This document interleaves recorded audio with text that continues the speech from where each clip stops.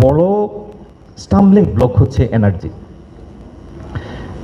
এই কঠিন সময়েও এনার্জি মিনিস্ট্রি প্রায়োরিটাইজ করছে to keep the industries running. এখন কিন্তু যে ম্যাচটা আমরা ইনহেরিট করেছি, আমার এক ভাই বলেছেন এখানে লোকাল উৎস থেকে আমরা পাই 1700 MMCFD, আর 900 MMCFD আনি আমরা। আপনি ইচ্ছা করলেও কালকে এই 900 MMCFD 1900 করতে পারবেন না। কেন? কারণ এই হ্যাভ গট অনলি 2 FSRU। এই FSRU যদি আপনি নতুন করে না বাড়ান তাহলে আপনি LNG ইম্পোর্ট বাড়াতে পারছেন না।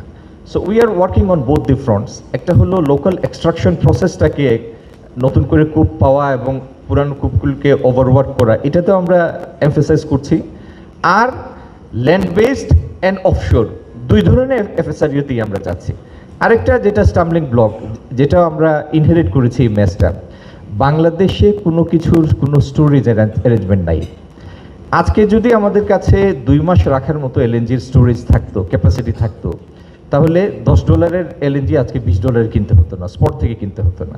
স্পট থেকে যখনই আপনি কিনতে যান, আপনি তো সব থেকে বড় বিপদগ্রস্ত লোক, তো আপনি সেই প্রাইস পে করেই আপনার বিপদের প্রায়শ্চিত্ত চুকাতে হয়। সিমিলারলি পৃথিবীর প্রত্যেকটা দেশ যারা এসেনশিয়াল কমোডিটি